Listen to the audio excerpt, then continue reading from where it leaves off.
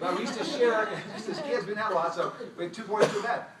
And except my older brother Greg was kind of older, he's 10 years older than me, he's kind of a redneck. So it's really, he got the top bunk by himself, and then the other 3 guys got the other. But we didn't grow up with much.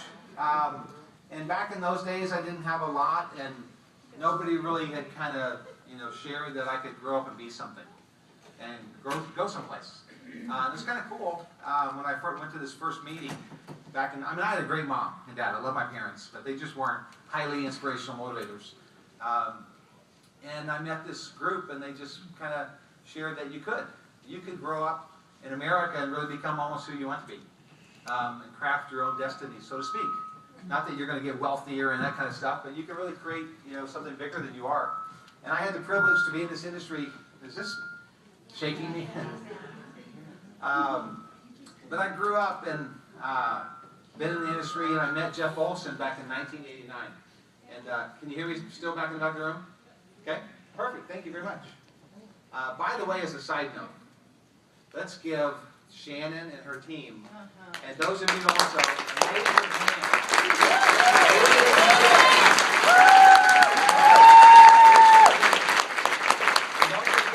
Shannon's mom right over here. Also named Dennis, by the way. That's another story.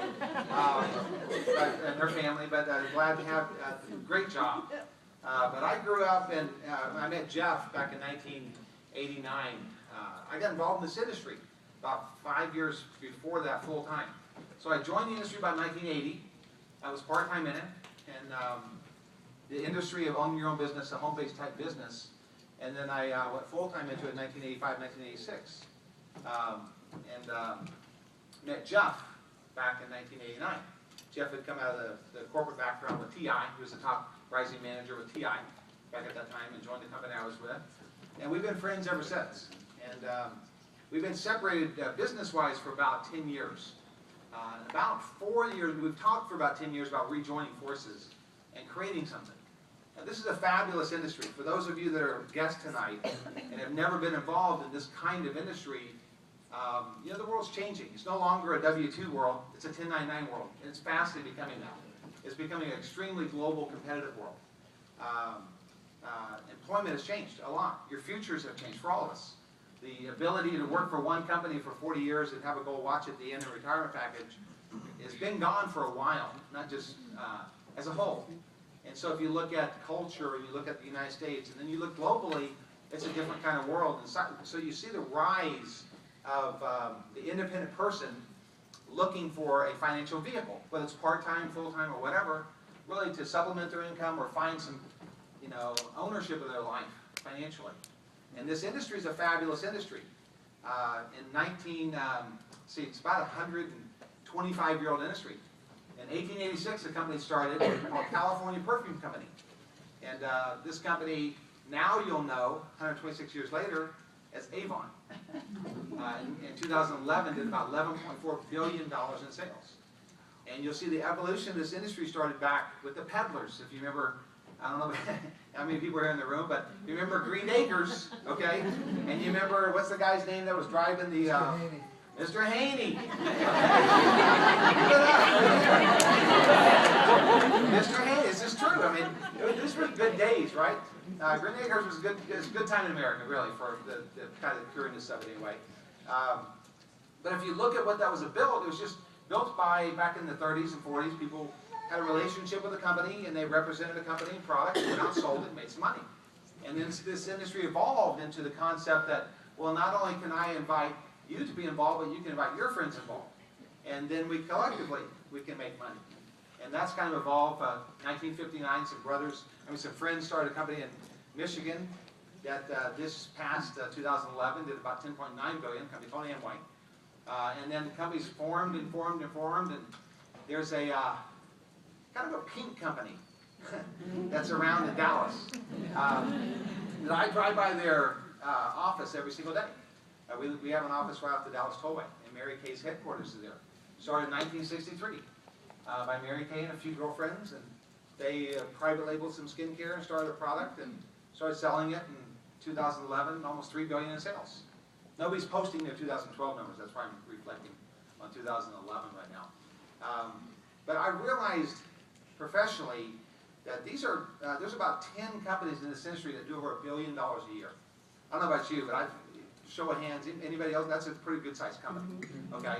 They all have one major thing in common as a company. They were all simply built. It wasn't by a magic person, it wasn't by a magic bullet, voila, poof, it happened. You know, it wasn't that way. They just had a concept, they went to work, and they built it over a period of time.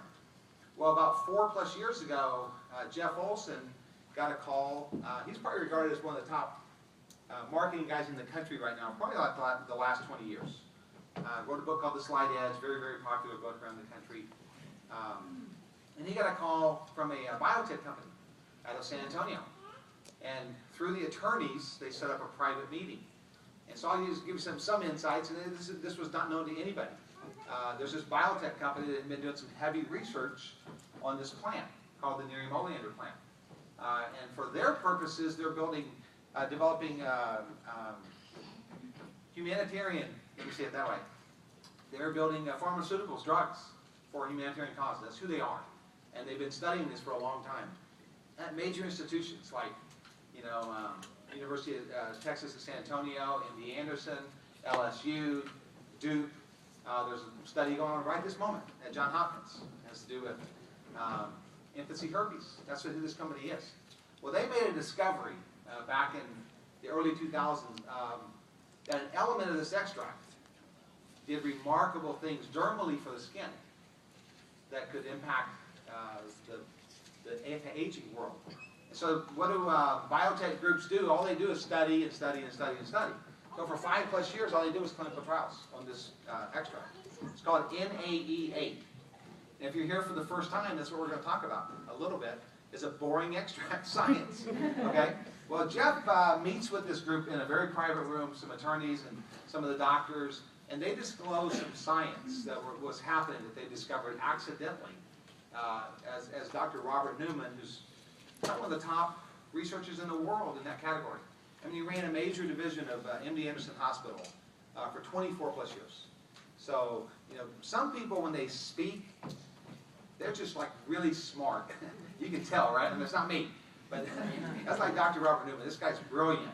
And to have his position, the peers he runs with, the research he's done over the decades, and everything are awesome things. And this science that they showed Jeff was in the world of dermal application for this extract that would potentially revolutionize a segment of skincare. In other words, that their claim was, everything else out there studies and comes out clinical trial with very low percentages, but it's very palatable for the American public. But then this study comes along with this extract, and it's like over the top percentages. So Jeff looks at these percentages. I'm going to show what these are in just a minute. But Jeff hears his story. And this is back in early 2009. So he says, if you guys really have something here, put it to a formula, and let's test that formula and see if it go to market. Well, about 2 weeks later or so, he meets with me, and he says, hey, I think I found something. I think I found a real company, a real group, a real story that we could build a transcending company in this marketplace. Because this is a real, incredible marketplace. Because the marketplace of our business is all about people. Companies aren't, brochures and websites and videos. Companies are people. That's what they are. And we wanted to build a company, that's been our dream for a long time, that really took this industry to another level and created something that was different. And we spent 2+ years building a company that would be different in this marketplace. You wouldn't come to a meeting and hear a rah-rah session and hear a bunch about a product and make a lot of commissions and sign up tonight. We weren't going to do that whatsoever. We wanted to tell a real story. So we set out, I still remember we created this war room, because I built it all just in this office building. We took some old chairs and some old tables, and we lined the wall. If anybody in the room started companies before, but we lined the walls with white paper. Like those big post-it notes that are like 3 feet tall and stuff like that, and whiteboards and easel pads. And we just lined the entire room all the way around, and had about 8 chairs in there. And there's 4 of us that started the company, and we started thinking about what this company would be.